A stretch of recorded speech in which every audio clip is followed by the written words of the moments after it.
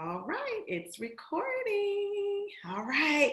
Well, thank you all so much for staying tuned into my Joy for the Journey conversations, and to take the last lap of this conversation is going to be none other than Pastor Paul and Lady Meredith Sheppard, all the way from Fremont, California, where I am serving beside them, along with them in California. And if you all would help me welcome them, welcome.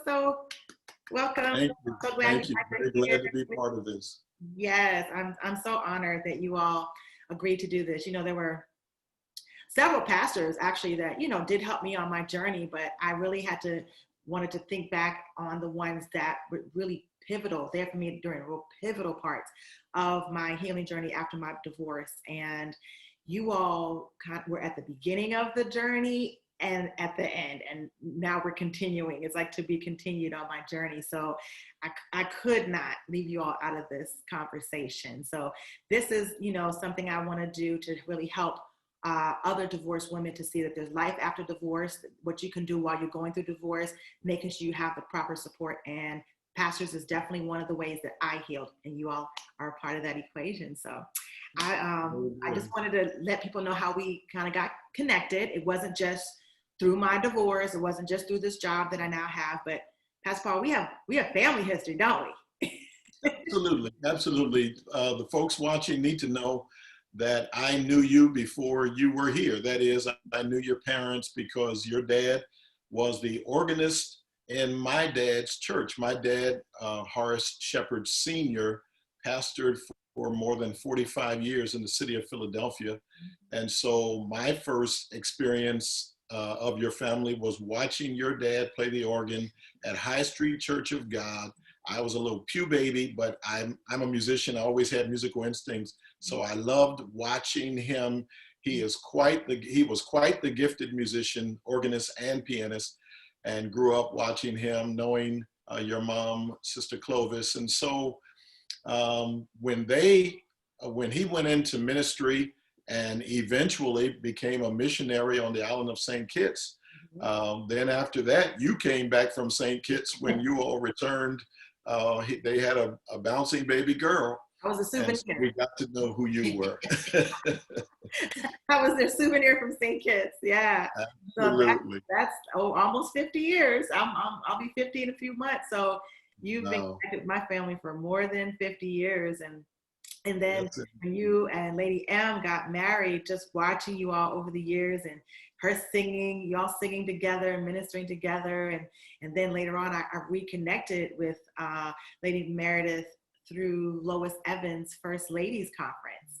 And I remember seeing her and walking up to her and just reintroducing and reconnecting with her.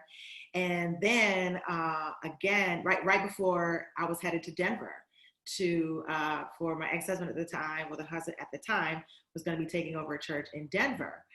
So I reconnected with Meredith right as we were getting ready to leave for Denver.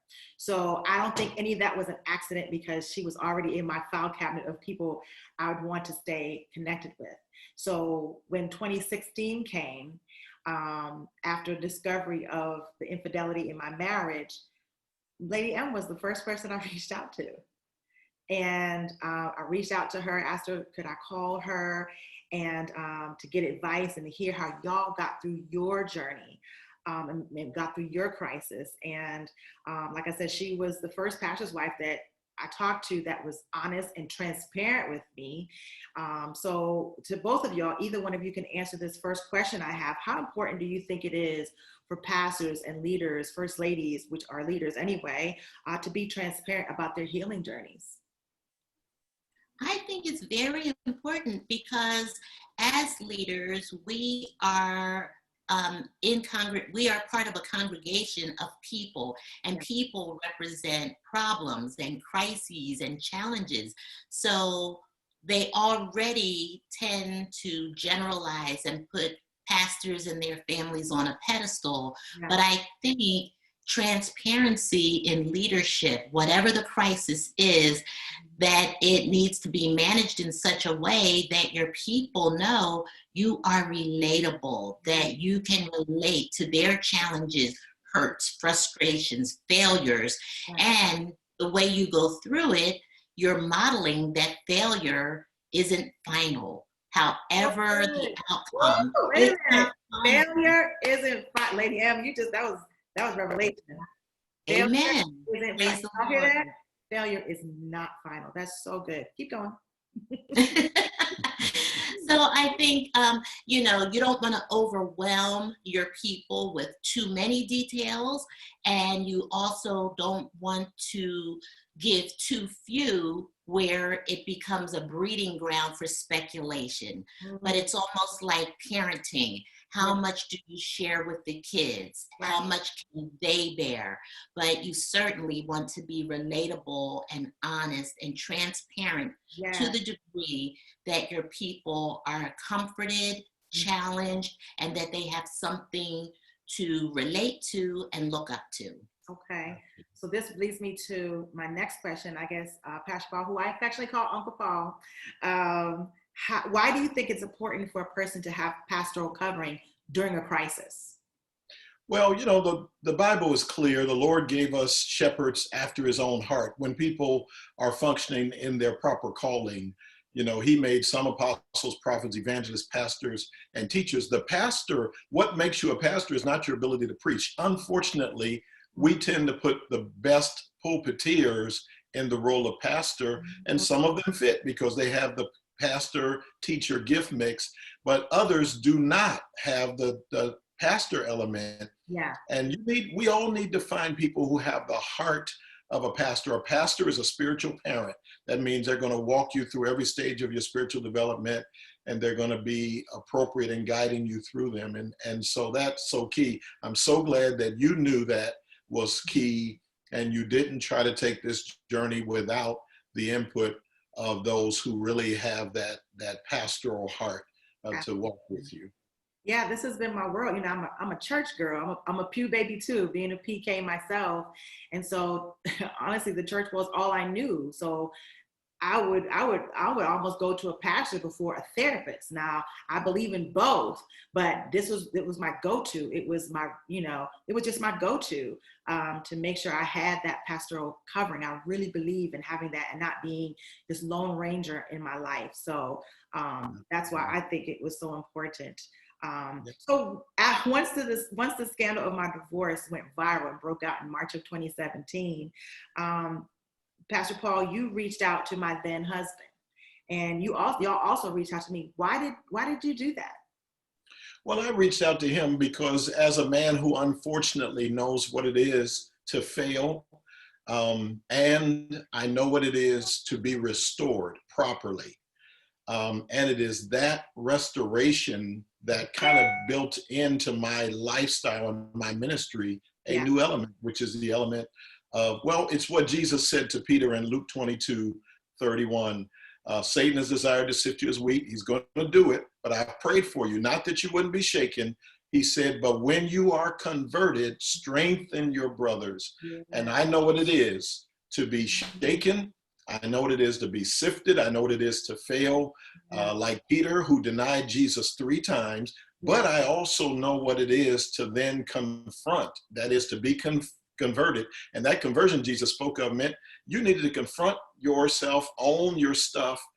And then he said, when you're converted, when God brings you through it and restores you, then strengthen your brothers. So when I reached out to your ex, it was my desire to say, if you need someone to come alongside to walk with you, I've been there and I can help. And then that's just my heart. Not everyone takes me up on it, but it is my heart to try all I can. And my wife and I, over these years, have had ministries to couples, in some cases, people we don't even know, but they'll call us and say, we need to talk to y'all.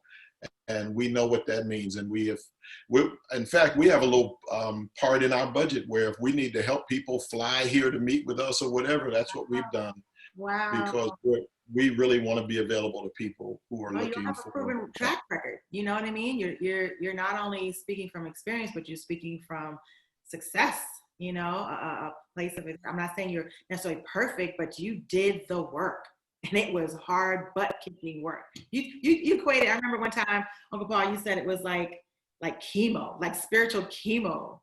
Yeah, yeah, it really was. Going through the therapy part of my restoration team insisted that I have a competent Christian counselor, therapist. And as we went through that, some of that work was so painful. That's the way I described it. I said, this is like emotional, psychological, spiritual therapy. There were times when I would leave those sessions just bawling, primally, because it went down to some core stuff. But it's all necessary. There's no need of you having a problem in your mouth and the dentist saying, oh, this needs root canal. And you said, no, I'm not going to let you go down in there. But if they don't go down in there, you're never going to get that problem fixed. And so often Christians refuse to do the tough, deep work. We'd rather worship it away in our minds. Oh, I just want to write my deliverance on a piece of paper, throw it over my right shoulder and dance. And you know, great if that happens, but chances are that's not going to get you where you need to be. No. So we need to be willing to do the work. So when you did not get the reception that you probably hoped to get from my ex, you all then started reaching out to me. So what made you all reach out to me, even though I wasn't the one that was involved in the infidelity part of the equation? Why did you all then reach out to me? Well, I want Meredith to speak to this. Let me start it simply by saying, because again, with this journey we've been on after my own restoration, we knew that there are always two sides to the coin.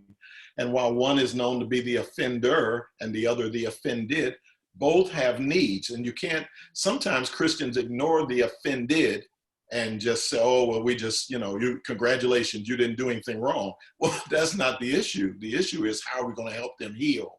Well, and so she can talk about her. Pastor Paul, they turn the offended into the offender, which became part of my journey as well. Some people ended up thinking that I was the culprit as opposed to the victim or the offended. Yeah. So Lady M, Meredith, why did you then reach out to me and make sure that I was going to be healing properly on this journey?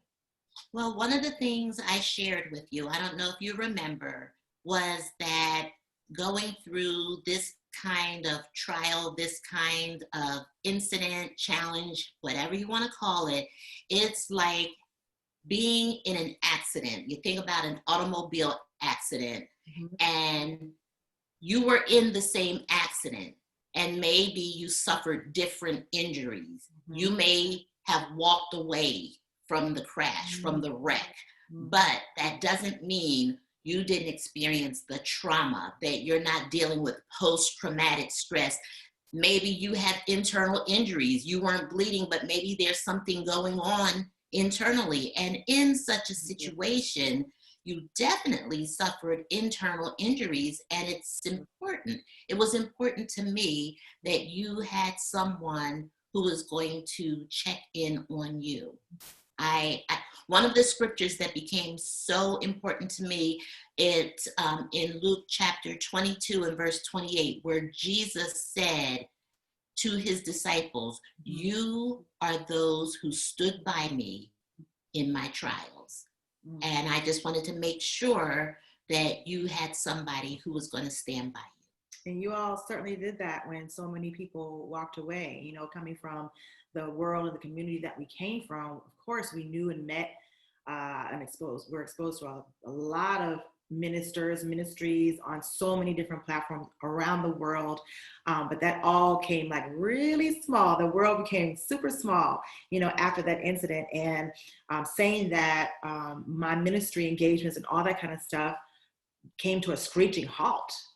But you all reached out to me in November of 2017. Now, my divorce became final in October of 2017. The scandal hit in March, and I was divorced by October.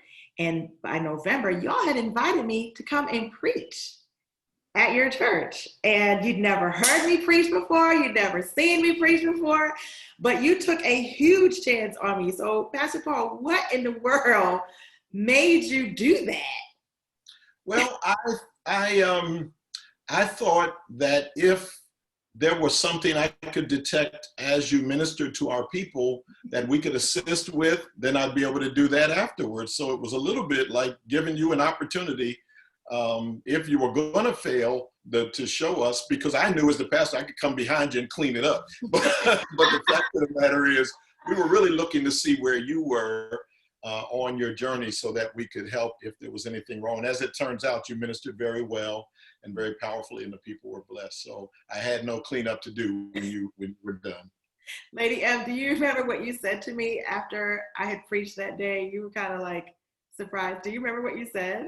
No. What did I say? You were like, I'm so surprised that, you didn't bleed on the people. Oh. Like, that was a term that you used. And I've heard that before, bleeding leaders kind of, and you were kind of pleasantly surprised that I didn't bleed. I do remember when I came off the pulpit that day, I made a beeline for Lady Meredith and just sobbed in your shoulder, because it was almost like I felt such a safety in your arms, in y'all's arms, in your ministry together. And that was just the beginning of the rest of, they say the rest is history. But the chapters are still to be written as I'm still connected to you guys. So after that happened in November, y'all invited me to come back and minister for Easter. I was your guest psalmist for Easter. Then I came back for Father's Day of 2018. Then July of 2018 hit, and another storm hit my life. And that was when my son, I got blindsiding news that my son was going to be staying in Denver and continuing his education, living with his dad. And like I said, that was blindsiding news. And Pastor Paul and Lady M, y'all were one of the first persons again that I called, because y'all had already been very consistent on my journey. So not only did you all save my life by doing something for me, tell the people what you all did when I called you with that news. What did y'all offer me? Well, of course, we've known of your music ministry across the years, and knew that not only did you minister in terms of preaching and proclaiming, but in music. And our church was in need of some music leadership that would help get our praise and worship and choir and all that to the next level. And I thought, she's going to need some employment. We need some help. So let's put the two together and make this happen. At the time, of course, we couldn't offer you anything full-time, but what we did was say, let's work something out where you come in on a half-time basis and you minister and coach our people and help to build a team that is competent and confident as they minister. And then you would still have weekends free to pursue other engagements. So that's the way we worked it out for the entirety of that period of time. And that was really, really a blessing here in our church. Let me tell you all, I don't know if I've said this to you directly, Pastor Paul. I know I've said it to your wife. That literally saved my life, because I could see where I would have definitely spiraled down into a deep depression. As a mom, when your child is taken away from you, like unexpectedly, that just, I already had lost my marriage. So now I'm losing my child. So that was devastating news. But you all giving me this opportunity to do something that I'm passionate about, that is a God-given purpose of mine, that literally was like oxygen to me. It literally saved my life. But not only did y'all do that, y'all went a step further and let me live in your house. Like, you opened your home to me, while I was there. So Lady M, I got to ask you this. And because we've talked a whole lot about this, but can you let my friends and family that are watching this, can you let the people know, as the woman of the house, how did you originally feel about this little special arrangement? How did you all come to that?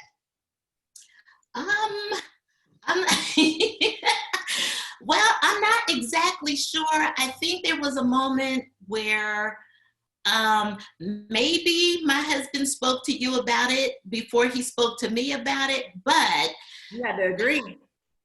But still, we have always, since we have lived in California, and we've been here now, how many years? 30 years. We've always, at some point, had people live with us, stay with us.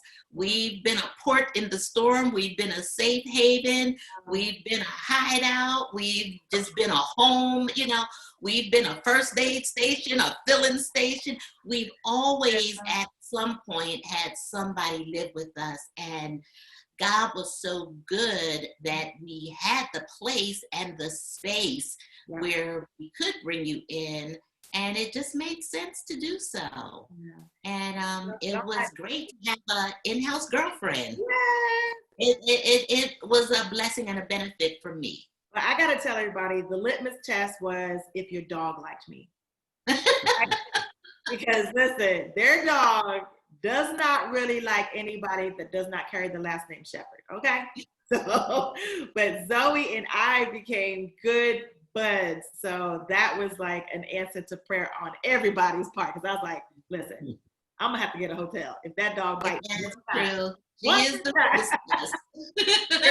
So much of a blessing. But not only that, but you all, I had a front row seat to y'all's healing, you know, and just the authenticity of that and the sincerity in your home and the love that I felt on a daily basis. It truly, truly encouraged me and inspired me. But you also had an upfront and close look at my healing journey. So what were any signs or evidence that you saw me that was like, she's gonna be all right? Well, again, for me, it was as it happened when you came and spoke the very first time. It gave us a chance to evaluate, because I'm not a therapist. I'm a pastor. I'm trained in pastoral ministry. I'm sure therapists know the questions to ask and the paths to go down.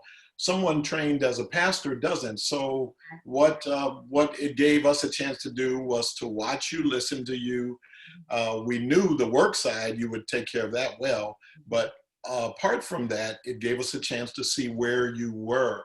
And sometimes when you ask somebody where they are, they'll tell you what the script is in their head. But if you look at it and observe it from without, you can sometimes reach different conclusions. So we got to see you. And anytime we saw, here's an area where there's going to need to be some growth and development, we pray and just continue to watch. And you clearly took seriously your need to do more than just jump up and resume your life. Right. That's the worst thing a person can do. Those who are watching our conversation and who are hurting in the midst of some trial in their own divorce or whatever, they need to realize, don't jump up and just jump back into the usual. Right. Take the time, find the people, get the help, because it's going to be necessary for your future welfare. So good. And just speaking of future, so I had like I said, 10-month contract, if you will, with you guys. So I was with you all part-time for the 2018-2019 school year. So May of 2019 is when my contract with you guys was up. And then I went through the rest of that summer and the fall. I ended up having to get another job back in the education field, and then pandemic hit. So 10 months after I left you guys, the pandemic hit. And I'll never forget that in April, you and Lady M reached out to me again. So tell what prompted that phone call that day. Well, knowing two things, knowing that you were in need of, and you had said after the first contract was up, as you were getting ready to go back to Texas, if I can be of assistance in the future, let me know. So I knew on your side you were open. I wasn't sure when or if we would be able to bring you or anyone in full time, but by the time the pandemic hit, it was crystal clear to me that this is the time for us to trust God, have you full time, invite you to come full time, and the Lord was going to get us through this pandemic, and we were going to be part of your resource. God is our source, but we thought we would be part of your resource, and we knew you'd be a blessing because you'd proven that during the 10-month period. So it all worked together. Romans 8:28 in full effect, and our church is blessed to have you as our minister of music. We're so very excited about that. Let me tell you, because when I left there, honestly, I was like, God, I really feel like my work is not done there. I didn't really quite say it to you. I think I probably said it to my big sissy a little bit more than I did you, but I was like, I feel like my work wasn't done. And I even tried to get other jobs, ministry jobs in Texas, and they all, 5 of them, 5 churches fell through. And so I really started feeling like, okay, God, did I do something wrong? Am I off course here? What's going on? But God, you know, I've heard this saying that man's rejection is God's protection. So he was saving me and preserving me so I would have the open heart really to come back to California. So when y'all call me, if I could have moved the next day, I would have. That's how open and excited I was. So just to be back here and to already have a family, a church family that I was already connected with. I mean, that was huge for me to come back here. I'm not a stranger to the team, to the congregants, even though we're not even still, you know, meeting physically yet. I still have that connection. We're meeting virtually. I've gone out to lunch one-on-one with different members of the team and the choir. So God already started knitting my heart with the people at Destiny Christian Fellowship in Fremont, California. And so he was already preparing and doing the work. So I'm just so grateful that you all trusted me enough to come back. That's a huge compliment. You know, it's one thing to get invited once, but then to get a re-invitation and now to come back, well, that's huge. You know, being speakers and itinerant speakers of other churches, when you get a re-invitation, that's a huge compliment. Absolutely. Yeah, Absolutely. that's how I saw it. And so I just want to say how grateful I am to have had you both on my journey. I wanted the both of you to be on this call today because you were both so vitally important to my healing, and you were part of my accountability team. You know, we talk about having a team. You all are part of my team. So not only did you all help me out financially and all those things, but just spiritually and just watching your journey and hearing your story and watching the restorative power of God working in and through your lives. And I can see it in your ministry. I see it in your children. Like, I just love every bit of the journey that God has taken you all on. So I'm so grateful to have been a part of that. Praise God. Glad we were able to be on with you today. We pray your blessing, the Lord's blessings on all the ladies who are part of the congregation you pulled together online. And I pray that God will bless them to have a successful journey as well. Because as my wife said earlier, failure doesn't have to be final. It can really launch us into a new season of fruitfulness. And I pray that will be the case for these ladies. Amen. All right. Well, I love you guys. Love you too. Bye. Okay. Bye-bye.